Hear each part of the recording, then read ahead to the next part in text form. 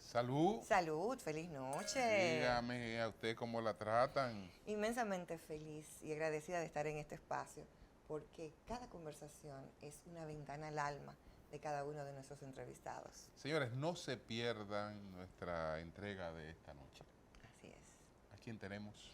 Zoraima Cuello, aspirante presidencial aspirante a la vicepresidencia por el Partido de la Liberación Dominicana, pero amén de esto, es una de las consultoras más reconocidas de República Dominicana en todo lo que tiene que ver con liderazgo organizacional, políticas públicas. Así es. Salud.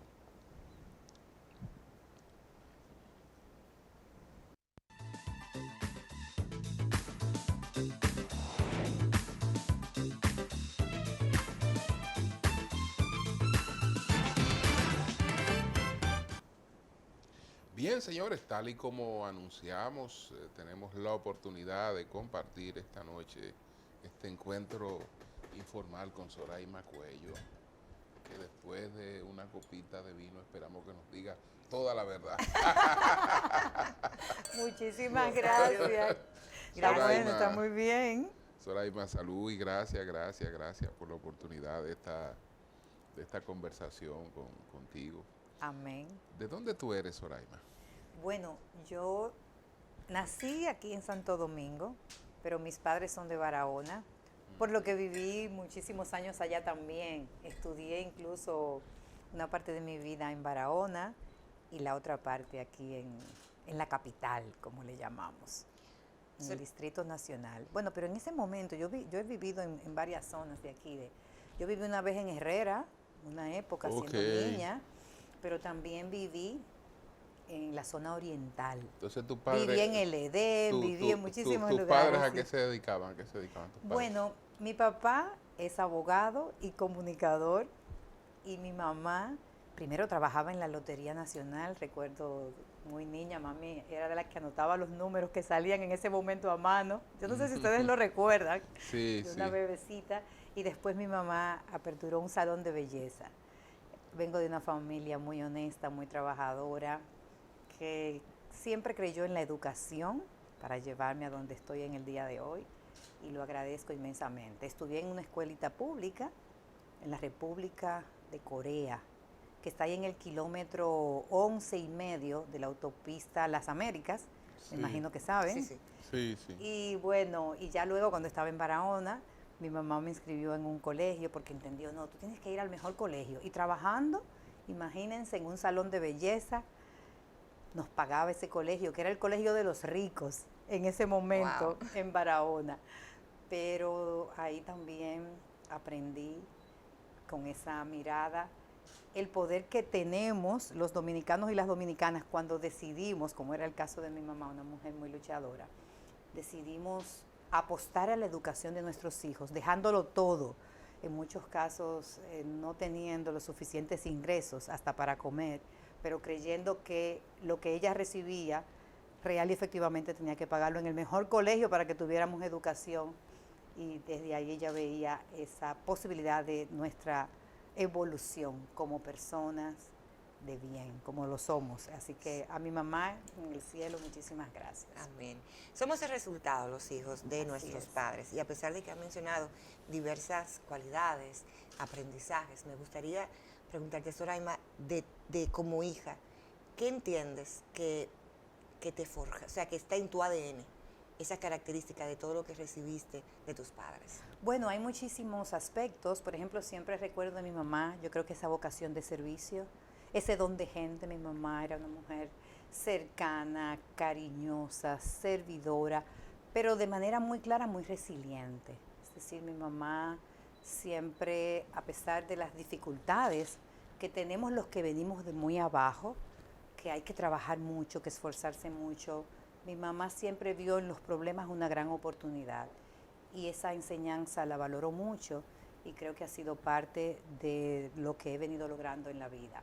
De mi padre, el aferrarme a la educación, la formación, el seguir siempre adelante, estudiando, buscando. Desde muy pequeñita siempre recuerdo que mi papá me enseñó a buscar en el diccionario y me ponía y me llamaba a veces por teléfono, búscame tal palabra, y entonces me ponía a hacer muchas prácticas para que tuviese una buena dicción. Me acercó mucho a los libros, y que justo por ello tengo yo un club de lectoras desde hace ya varios años, que ustedes algunos conocen. Y esta mañana justamente escuchaba a una neurocientífica hablando del poder de la lectura y de cómo nos desarrolla cerebralmente en áreas que no son propias, digamos, que no vienen innata en los seres humanos. Y cuando lo veo digo, caramba, qué bueno es el que tengamos personas que creen en la educación, que creen en la lectura y que siguen apostando para mejores generaciones en nuestro país. Entonces aprovecho aquí en este espacio para hacerle una invitación a los padres y a las madres a que le lean a los niños en las noches, porque ella misma decía, la neurocientífica llamada Nazaret Castellanos, es una española, cómo se generan vínculos emocionales más allá de cómo se desarrollan también diferentes áreas del cerebro en la medida en la que tú lees. Y no solamente cuando tú lees, sino cuando tú le lees a los niños. Entonces, son espacios importantes que hay que mantener. Y los libros físicos también. Ella hablaba de la importancia de ese libro físico que te mueve otros lados del cerebro, a diferencia de cuando leemos libros digitales, a pesar de que ustedes saben que yo promuevo el uso de las tecnologías, reconozco la necesidad de que en la educación mantengamos también estos libros en físico, no necesariamente digitales. A propósito de libros, si es que ya no lo han leído en ese club formidable de ustedes, les recomiendo La Bahía de las Casas Vacías. Ah, pues lo vamos a tomar, no lo hemos leído. La Bahía de las Casas Vacías. Yo creo que después del Universo en un Juco de Irene Vallejo, esta obra es formidable. Es una obra de ficción total, pero fascinante. Pues fascinante. Lo voy a recomendar. Nosotros estamos ahora, y aprovecho y les cuento, en el Club de Lectoras que tiene 8 años, cada vez vivimos innovando. Tenemos reuniones presenciales, pero también ahora estamos todas las noches, leemos 15 minutos en comunidad. Lo hacemos de manera virtual y ya hemos leído 3 libros, es decir, estamos iniciando el tercero, tenemos ya cerca de 5 meses leyendo cada noche 15 minutos a las 9 de la noche antes de irnos a dormir. Y comenzamos el libro Los 4 Acuerdos. Hacemos propuestas de qué libros queremos leer. Muchas ya lo han leído, otras lo están leyendo por primera vez. Y yo comencé las cartas a Evelina. Ay, del doctor Moscoso Puello. Entonces lo estoy leyendo, yo lo voy leyendo de manera simultánea, que me encanta, las cartas a Evelina. Entonces, tenemos una combinación de autores internacionales, promovemos mucho a los autores nacionales, los invitamos incluso a encuentros presenciales que hacemos, y es un espacio justamente para crecer juntos en comunidad, para crecer juntas. De Don Juan, ¿qué conoces? ¿Qué conoce de Don Bueno, Juan? además de la composición social, todos prácticamente los cuentos, me encantan los cuentos del profesor Juan Bosch. Tengo varios ahí en línea para seguir leyendo, el profesor Juan Bosch. El primer acuerdo, sé impecable con tu palabra.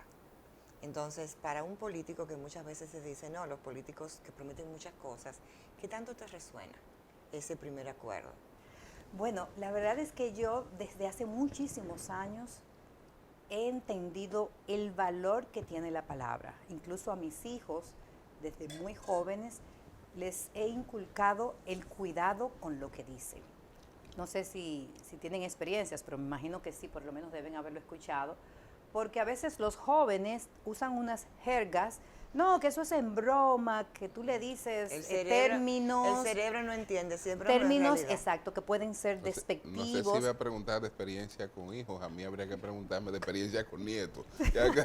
No, a usted con hijos, pero a mí con nietos. No, pero en definitiva, utilizan... No, usted con hijos, usted le puede preguntar de experiencia con pero hijos, hijas, en mi nietos. caso ya de la experiencia con los nietos. Sobrinos, familiares, primos, utilizan mucho palabras que pueden ser dañinas, despectivas, Y a la palabra tiene mucho poder. Yo Sí, creo tiene mucho sí, peso. pero es sí. en todos los sentidos. Incluso, yo no sé si ustedes han visto estudios que le han hecho con el agua.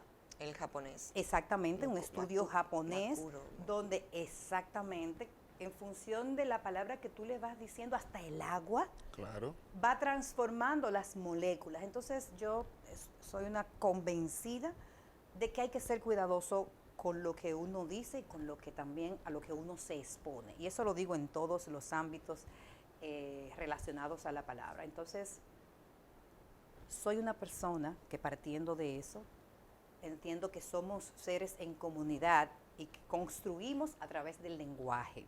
Construimos o destruimos. Y es por ello que en la práctica política y en todas las áreas de la vida hay que estar muy conscientes de lo que tú estás comunicando, de lo que tú quieres comunicar y del efecto que tienen los demás. Por lo que cada persona que decida estar en el ámbito de la política tiene que saber cómo lo maneja, hablar siempre desde la verdad y desde el corazón. Yo creo en eso. Y aprovecho y comparto que si me siento con este llamado a servir desde la política, lo quiero siempre hacer desde el buen hacer, aunque valga la pena la redundancia, que pueda ser un ente que sume, que lleve a la ciudadanía lo mejor, que construya, no que destruya. Lamentablemente, la política ha sido muy desacreditada, porque no puedo decir que solo en República Dominicana, sino a nivel internacional, muchos que se han dedicado al ámbito de las ciencias políticas y a ejercer ya sea posturas públicas o estar en partidos de oposición, dañan mucho con lo que dicen.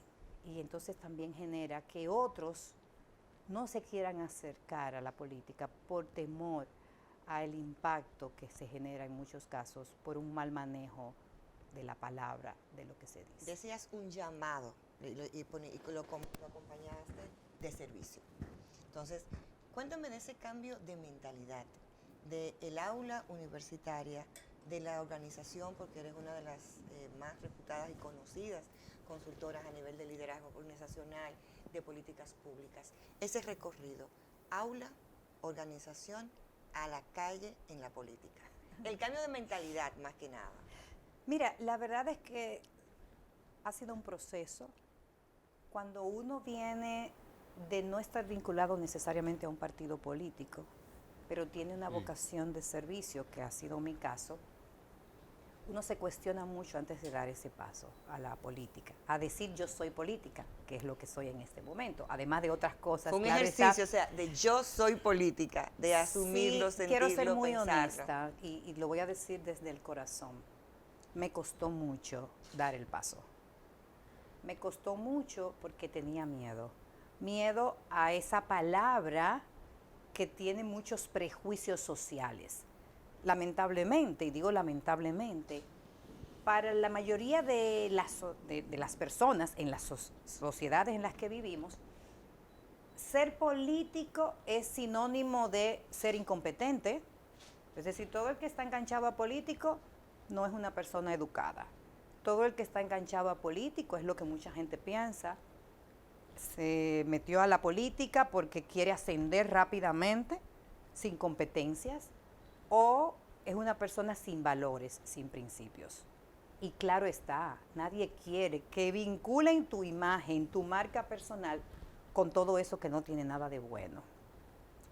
Y la verdad es que estando cerca, viendo tantos políticos extraordinarios, tantos políticos con valores, tanta gente que desde el corazón puede transformar el país y obviamente que ponen en alto las ciencias políticas y la política, yo me he sentido con ese compromiso y he tomado la decisión de seguir apoyando a mi país desde un área en particular, que es la política. Uno puede servir desde muchísimas posiciones, pero las grandes transformaciones reales como país se logran desde los partidos políticos cuando pueden, en su caso, llegar al poder, y también desde la oposición, porque tú puedes alertar de situaciones que tú estás viendo que en muchos casos son desconocidas o que no están siendo prestadas, es decir, la atención que requieren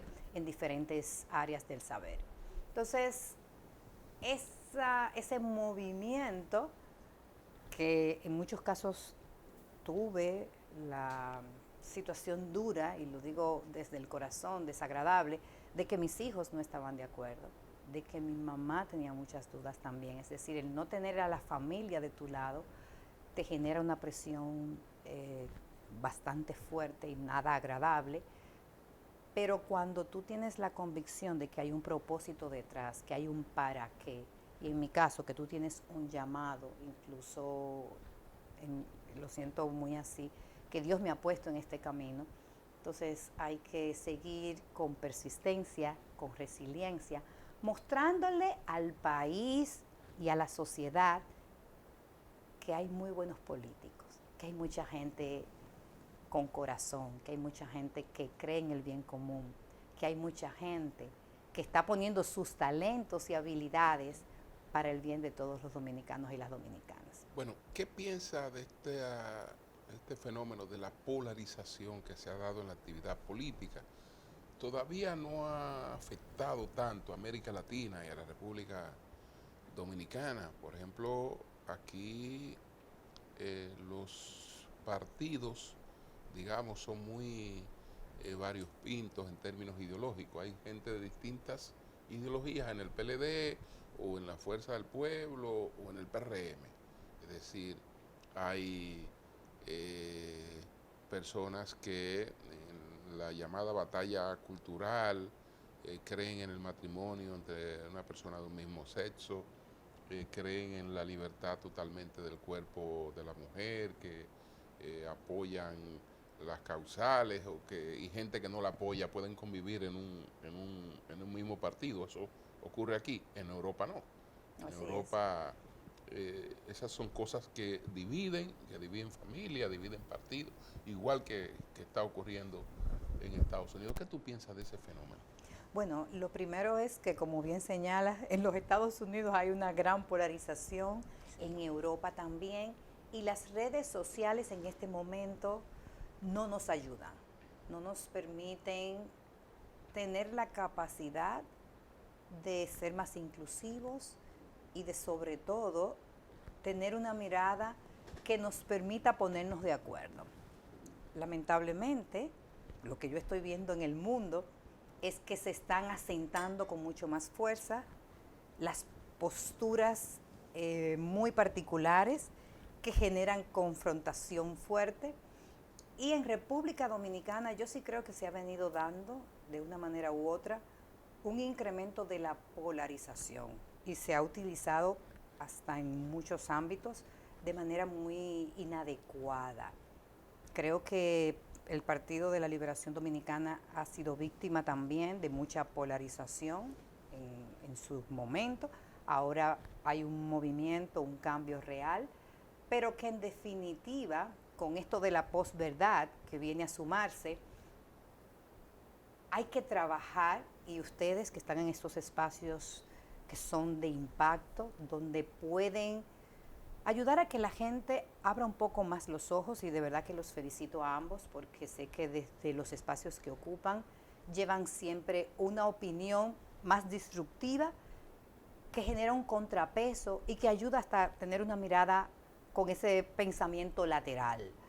Porque si no lo detenemos en los medios de comunicación, que definitivamente tienen tanto impacto, las sociedades, porque no lo quiero centrar solamente en República Dominicana, es decir, el mundo, yo creo que puede verse en situaciones muy complejas. La polarización lleva a guerras, lleva a desencuentros, no lleva a desarrollo. Es la mirada que yo en lo personal le doy. Y generalmente es más el daño que hace que el bien que genera en los grupos sociales. Entonces, ojalá que ustedes desde sus espacios también puedan seguir contribuyendo como lo hacen para que en la República Dominicana se tenga una mirada distinta, que no polarice tanto.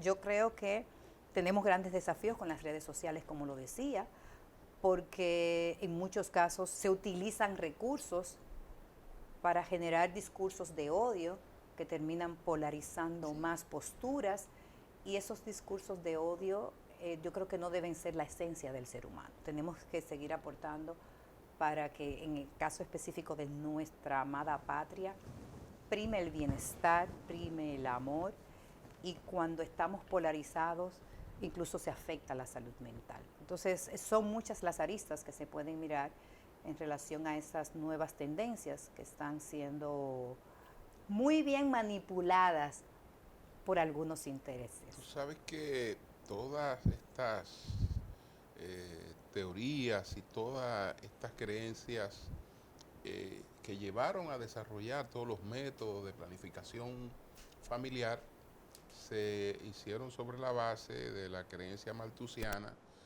que primó hasta el año 1800, de que, bueno, la población, la humanidad no iba a ser capaz de poder sustentar el crecimiento poblacional.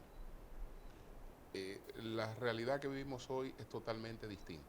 Así es. Países, por ejemplo, que estimulaban el desembarazo de la mujer, etcétera.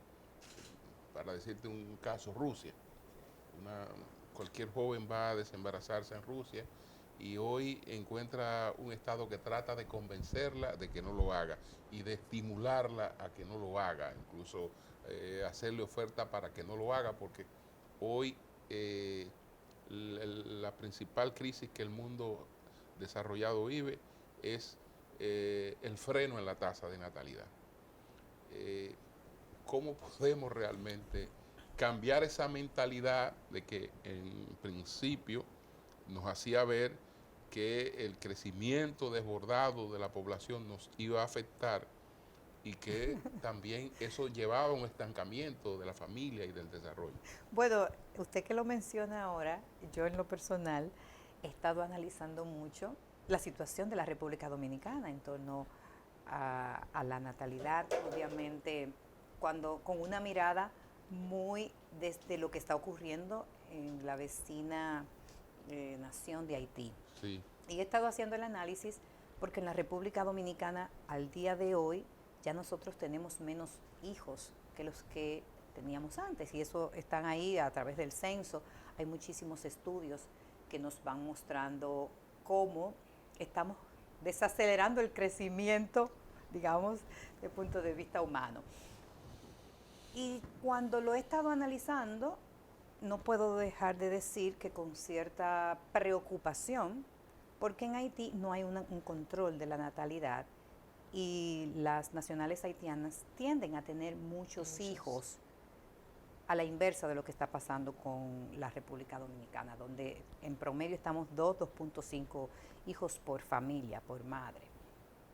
Es una tendencia internacional, como bien acabas de señalar. Por ejemplo, en Europa, todos lo sabemos, la población está envejeciendo. España. Exactamente, en Europa, España, en la mayoría de los países, donde sí ha habido control, por ejemplo, en China, porque tenían una sobrepoblación, pero en definitiva tiene mucho que ver con aspectos que sí se vienen ya, yo pienso que trabajando. La mujer, que nos hemos venido desarrollando mucho más en el trabajo, con una vida muy multidisciplinaria, si le pudiera decir de esa manera, y las responsabilidades del hogar, las implicaciones que tiene para cada una de nosotras, el querer ser las mejores madres, pero también queremos ser las mejores profesionales, queremos ser las mejores hijas, las mejores amigas, y con una vocación, como yo decía al inicio, de mucho servicio, nos lleva a tener una carga muy pesada. Entonces, cuando lo miramos, la maternidad tiene muchas implicaciones. En la medida en la que tú más te desarrollas como sociedad, la mujer se va incorporando más al trabajo productivo, comienza a tomar decisiones de disminuir la cantidad de hijos, porque le entra en contradicción con lo que es su propio desarrollo personal. Yo conozco mujeres que han decidido o no tener hijos o tener un solo hijo, porque quieren tener más tiempo, quieren estudiar más, quieren llegar a posiciones que se lo han puesto como metas de muy alto nivel y han pensado, se han visibilizado con una carga importante en el ámbito de la familia. Entonces ahí entra la pregunta y donde yo veo las grandes posibilidades. En la medida en la que transversalizamos el enfoque de género, en la medida en la que nos dividimos las corresponsabilidades, donde el hombre participa de manera mucho más activa en la vida familiar, en ese acompañamiento, que no es solamente la mamá la responsable de ir a buscar una nota, que no somos solo las madres las responsables de ir un día al médico con nuestros hijos, si ella tiene una responsabilidad del trabajo. Entonces eso también va a permitir que la misma mujer y que la misma sociedad sigamos juntos creciendo y avanzando, que yo creo que debe ser la meta. El mundo se ha ido moviendo a darle más participación a las mujeres, como decía, en Europa, por ejemplo, en España. Hoy en día las mujeres comienzan a tener hijos después de los 30 años. Todavía en República Dominicana, a temprana edad, tenemos muchos embarazos en adolescentes. Sin embargo, la tendencia es a que se ralentice mucho más y que se dejen de tener muchos hijos. Yo creo que hay que hacer una agenda país con una mirada a futuro, porque si esto no cambia, y no es lo que yo quiero, y lo digo porque he hecho incluso proyecciones desde el punto de vista poblacional y con la cantidad de madres haitianas que estaban teniendo hijos en nuestro país, en muchos casos incluso sobrepasando de manera significativa los nacimientos de nacionales dominicanos por nacimientos de madres haitianas. Entonces pudiéramos tener sitios donde se desplace en el mediano y largo plazo la población dominicana. Entonces tenemos que tener una visión más amplia. Claro. Y por eso a nivel de políticas públicas se necesitan gente que estén mirando de manera prospectiva, no solamente retrospectivamente, para tomar decisiones que beneficien y que den garantía de que mantenemos esta patria como Juan Pablo Duarte siempre lo pensó. Antes de irnos al contacto de publicidad y conectar con la parte de la mujer, hace unos días la presentadora Tania Báez dio una declaración en un espacio de televisión, donde decía su edad, 60 años, y también de que estaba soltera y que aspiraba y quería una nueva relación de pareja. Esto generó en el entorno. Eso no es nada, vamos a seguir los pasos. Yo tengo 6'3". Estoy cerca, me están picando cerca. Entonces, pero usted no lo aparenta. Me tiene que dar la técnica, claro. Tenemos que hablar después del programa. Entonces, muchos dijeron y entraron en el tema ya del edaísmo. Una mujer de 60 años, ya lo que tiene es que retirarse, el chiste de que usted lo que tiene que agradecer en muchos medios de comunicación. Quiero su mirada sobre este tema. El tema del edaísmo específicamente en la mujer y todo lo que tiene que ver con relaciones de pareja. Ahora, cuando regresemos de la pausa, ¿le parece? Así es, así es.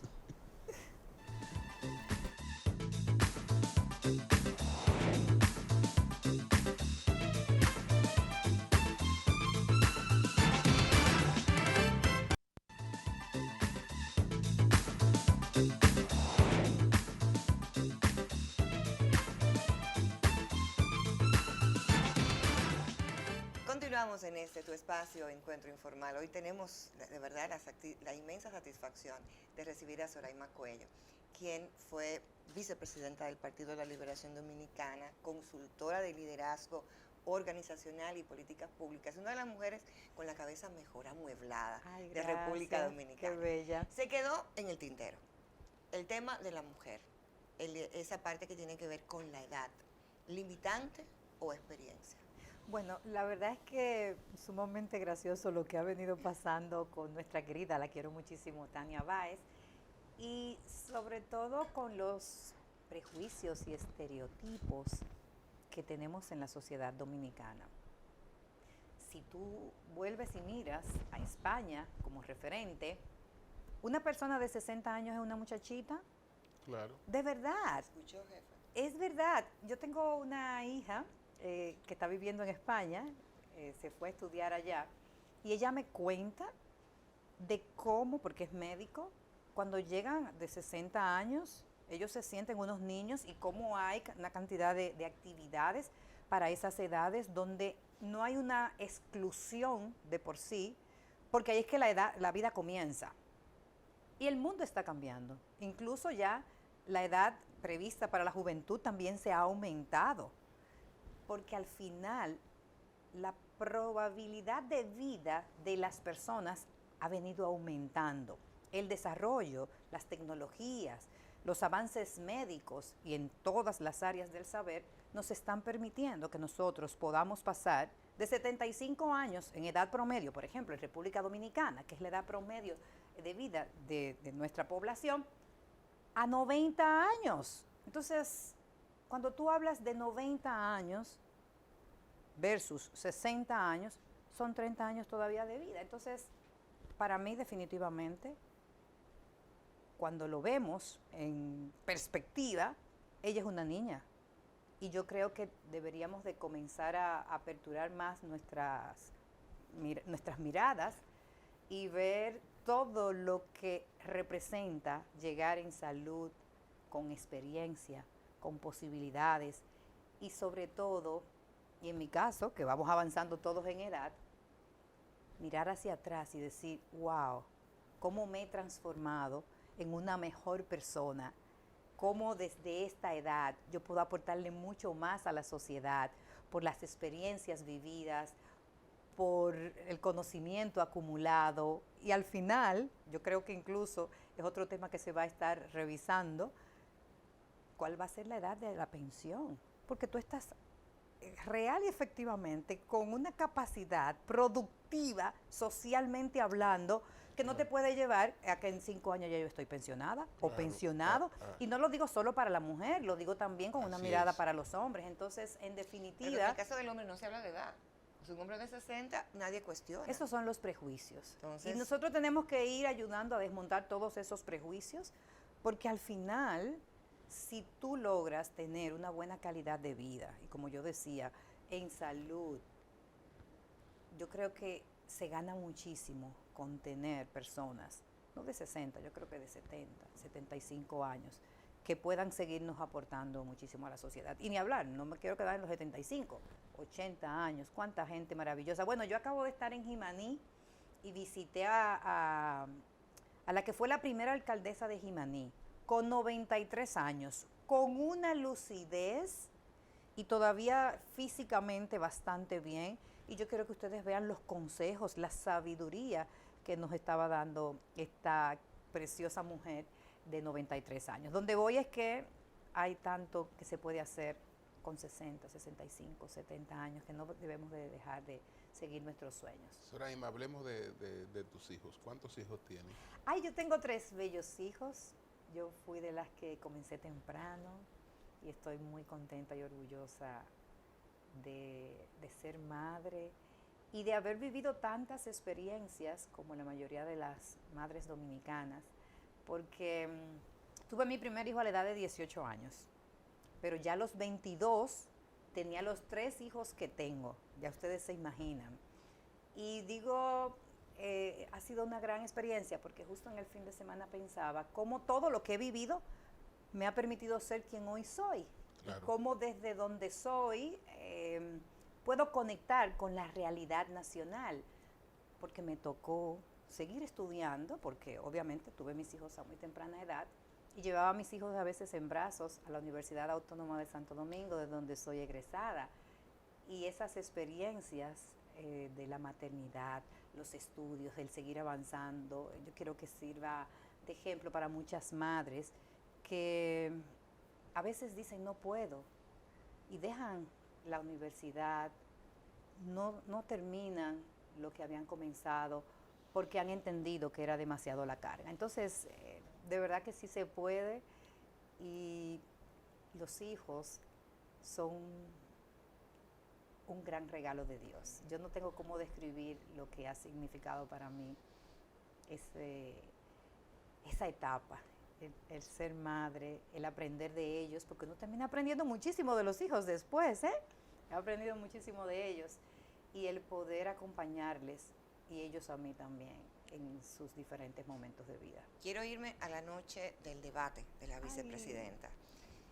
Siempre que tengo la oportunidad de acompañar personas desarrollando competencias de comunicación, pongo tu ejemplo. Gracias, En la vicepresidencia, la estrella de la noche fue Soraima Cuello. gracias. Desde la diferenciación visual. Negro en un escenario atrás, azul, las demás vicepresidentas o aspirantes, color un azul oscuro, otra en negro, fuiste con una chaqueta roja y un dije de ámbar, de una abeja, si mal no recuerdo. Así es. Entonces, en esa parte, voy a llevarlo ahora ya en términos generales, ¿cómo entiendes que como política, como esa mujer llamada al servicio, tienes esa misma diferenciación visual y también a nivel conceptual, que mucha gente, para muchos que no conocían tu preparación, dijeron, wow, qué mujer tan preparada, con tanto conocimiento? En términos de política, ¿dónde estriba la diferenciación de Soraima con otras y otros políticos y políticas? Bueno, lo primero que quiero comentarte de ese debate, antes de entrar ahí, es que para mí fue de mucha satisfacción ver cómo tantas mujeres se sintieron empoderadas luego de vernos a las tres participando en el debate. Y de verdad que yo creo que con eso todas ganamos. Ganamos las mujeres que ponemos en alto la posibilidad de que sí podemos, de que las que están ahí soñando en verse en cualquier lugar del mundo, en diferentes espacios y posiciones, tienen la posibilidad siempre y cuando decidan hacerlo. Es decir, que ahí yo lo que quiero es resaltar primero cómo nosotras, hasta a veces sin darnos cuenta, estamos siendo modelo, ejemplo, para que otras sigan adelante y puedan ser inspiradas a través de lo que nosotras decidimos hacer. Y cuando tú hablas de cuál es la posible diferencia, yo quiero, y no quiero repetirme, pero insisto mucho en la educación. ¿Y por qué lo digo?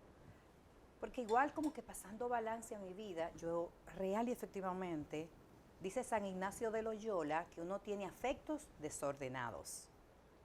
Yo hice los ejercicios espirituales en la vida diaria hace muchos años con San Ignacio de Loyola y aprendí muchísimo. Y dije, yo tengo un afecto desordenado con el saber. Un afecto desordenado es cuando tú te gusta algo, pero como que es demasiado, como que te sobreabunda. Yo no me detengo nunca de estudiar. Yo todos los días estoy aprendiendo algo.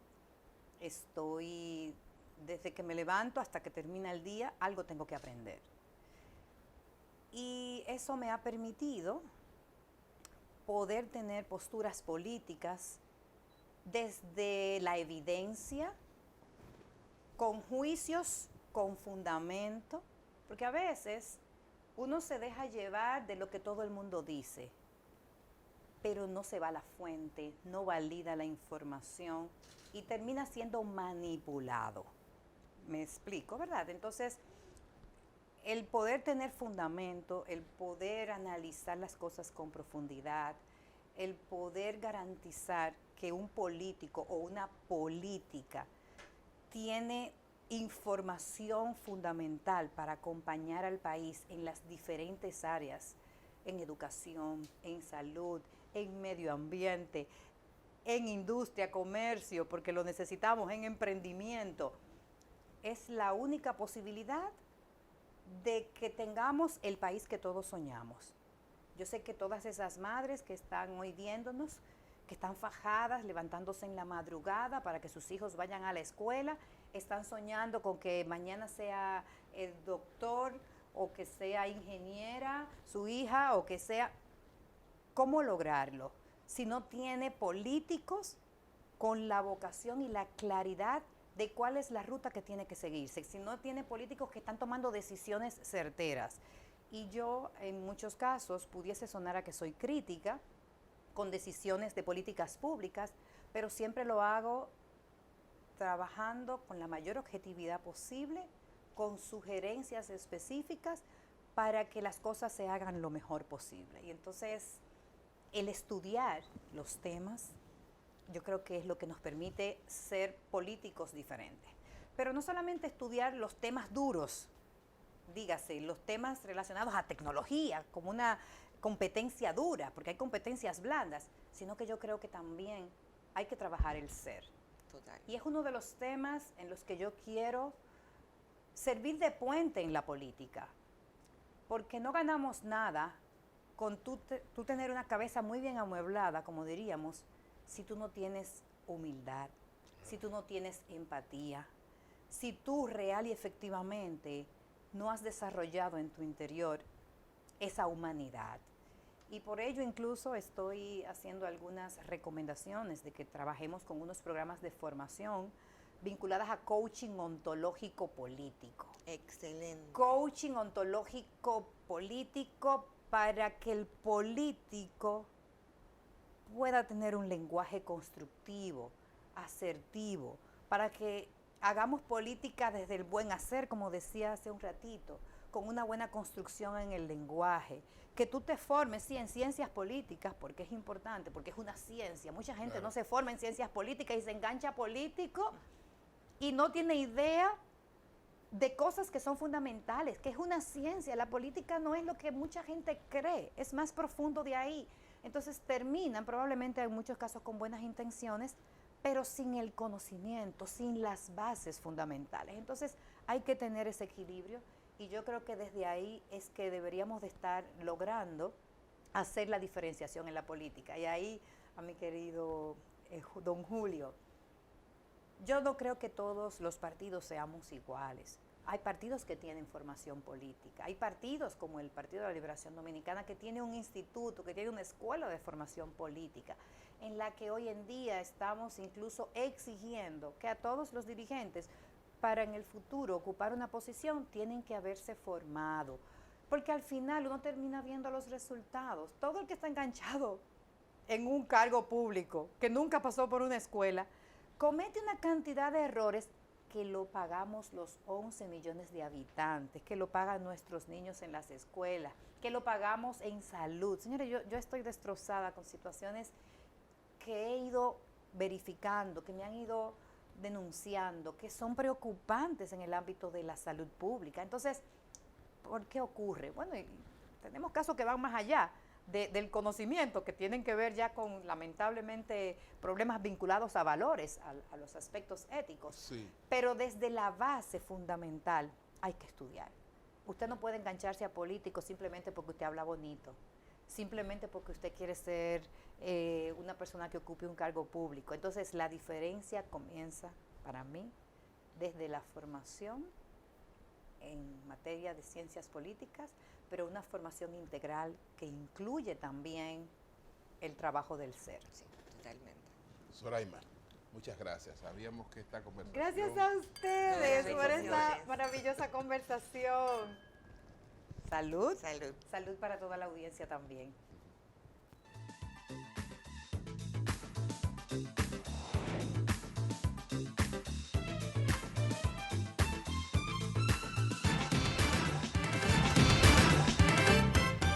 Bueno, ¿qué tal? ¿Qué tal este proto que es como nosotros? Porque este es un proto joven. ¿Cómo ha de ser? Yo estaba esperando que usted dijera una reserva. Este es un proto joven como nosotros. Claro. Protos. Siempre es una buena respuesta. Salud. Salud.